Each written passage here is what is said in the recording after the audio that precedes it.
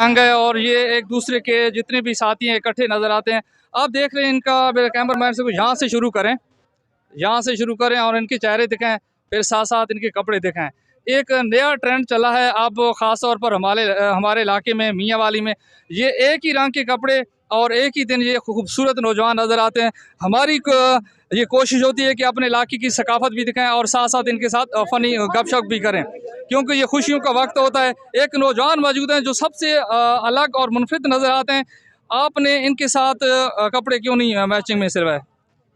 मुझे पता नहीं था, असल में मैं इधर था नहीं ना, ये कमर मशानी के इलाके में है और मैं मियाँ वाली में रहता हूँ, इसलिए मुझे पता नहीं था, वरना मैं भी इनके साथ ही होता। अच्छा, मेरे ख्याल ये बहु हैं उर्दू, ठीक है। तो सुन ये करो, कोई साहब कैसे सुन रहे हो? और सुना सलीमू तू कोता कोता गई है। नहीं ना, दिलचस्पी ना सुकून ना।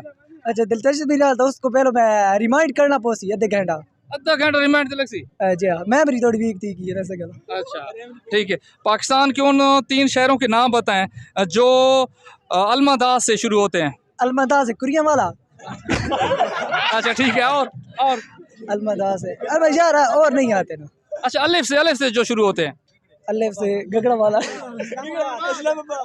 अलिफ से इस्लामाबाद। ठीक है, एक हो गया। एक एक दे दिया वो। मैं अहमदाबाद। अहमदाबाद, ठीक है। अटोक। ऑटो।